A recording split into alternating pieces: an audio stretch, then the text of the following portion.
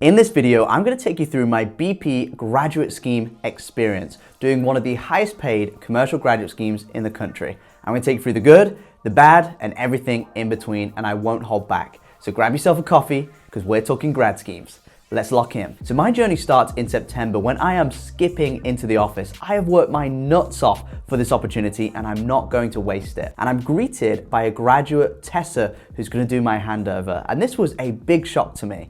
I thought there'd be a welcome parade and a red carpet. Not the case. Even on one of the highest paid commercial graduate schemes in the country, really prestigious, the onboarding was pretty simple. Just a grad who's going to take me through the role. Now at BP, they structured it 3 roles over 3 years, and I'm going to take you through each role and my key learnings from each. So I start doing the role in the handover, and I am useless. And in the first 6 months of a grad scheme, I was paid very well for how useless I actually was. I didn't even know how to put a calendar invite into someone's diary. Now I'm meeting the team, and one thing that really shocked me was the culture difference from my expectations to the reality. So I'd watched way too much Wolf of Wall Street. I thought it was gonna be a corporate environment, hammering the phones, proper sales environment, hustling, working 12-hour days, 5 days a week. Not the case. This was a very family-friendly environment. Most of my team were middle-aged women that left the office at 3:30 to pick up their kids, and that's if they came into the office at all. And actually, this is one of the best things about BP. It was actually very progressive, very flexible. They didn't care where your bum was sat or how often you worked or how long you worked for. They just cared about the results, and actually BP, a very progressive company. My first role was digital marketing executive in the fuels business, so petrol, in Milton Keynes. And actually out of the 3, this was my favorite placement. I was doing the PPC, the SEO, the websites, their apps, their email campaign for their loyalty scheme. This was exactly what I wanted to do. So I absolutely crushed the placement, and I went into my mid-year review. And actually, because of how it landed, mid-year was actually kind of my end of year. So this was really important, sitting down with my line manager to discuss my performance. And this is where I learned my most important lesson in my entire commercial career. So I sit down for my mid-year review with my manager, and she says, Adam, you're doing a great job on this loyalty side of the business. But I'm hearing from Nicola, you're really neglecting the brand and comm side. Why are you not working on this? And we need you to work on that more. And I kind of lost it. I said, hey, why is this the first time I'm hearing that my priorities aren't aligned? And I was right.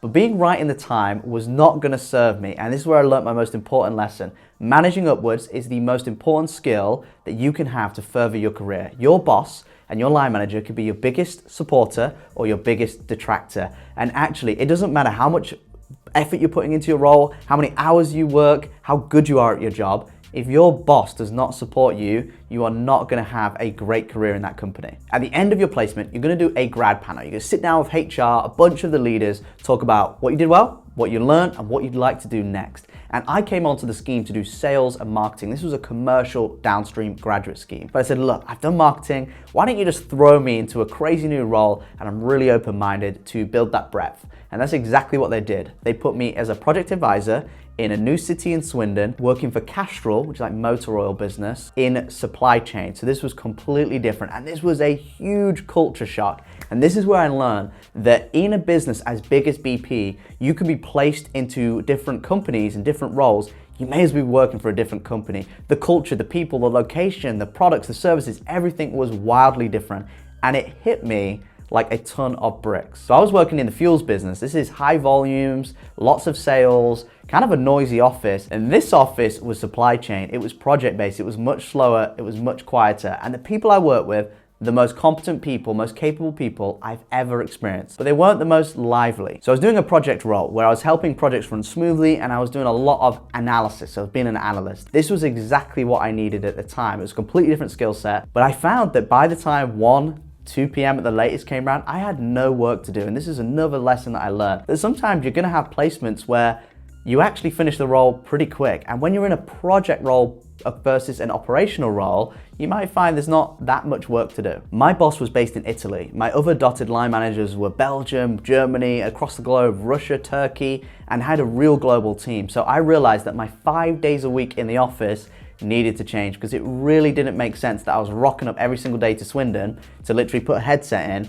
and that's when I started to work remotely a lot more. Now, one of the beautiful things about being in Castro and the global team, I got to travel a ton. I went to Milan, I went to Ghent and Brussels, I went to Budapest in Hungary, I went all around the globe, and actually compared to the other grads, they certainly didn't have the opportunities I had to travel. So I'm coming to the end of my placement. I've learned an absolute ton, but I'm really excited for my grad panel so I can finally do a role that's actually what I came onto the scheme to do, and that is in sales. So they asked me, what have you learned? What did you do good? And what would you like to do next? And I wanted to do sales because I wanted to actually get a promotion off the scheme into sales. And if I'm gonna get that, I'm gonna need some experience on this graduate program. They listened, they looked at my feedback, they considered it, and they put me again in supply chain in Swindon in an operational role. And I will say this was the lowest point of the scheme. I realized that there are just some jobs that need doing, and you're going to have one placement that you don't like. Now, this was a great placement. The team were amazing. The stuff that I was learning was kind of cool, but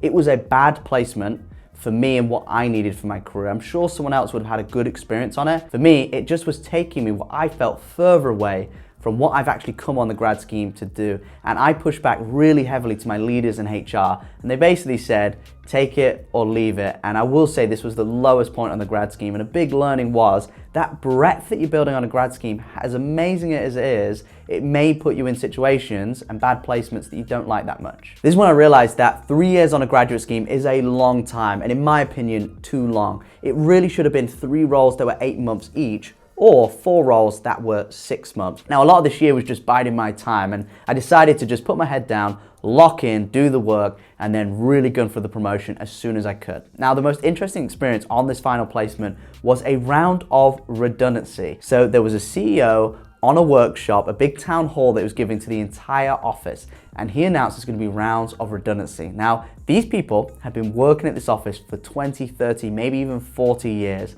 and he also announced that the office was closing. Now, there was tears. It was such a solemn environment in the office. You know what I thought? I thought, yes, burn this office down if you need to. I was so ready for a change and get out of Swindon, never see the back of Swindon. I never wanted to see it again and go to a new opportunity. So when they announced this, I could have not been happier. Now, what's really interesting is I had the whole redundancy experience whilst being in a graduate bubble, so I was protected, and it was really interesting going through them round of redundancies. And what actually ended up happening when I sat down with a consultant, he reviewed my work, I actually ended up helping the team, the new team, and training them up in Budapest. We were outsourcing the work, and I was the one who was training us on the role. My actual role was supply planner, so I was in charge of a couple of production lines in a plant, in a production plant, and what they produced and where that was deployed in the European network. Really cool role, and I had to actually transition that into our outsourced team in Budapest. I get to the end of the scheme and I am so excited to get off the graduate program and actually apply for sales roles. And I sit down with the director of supply chain. This is towards the end of my placement, like a month or so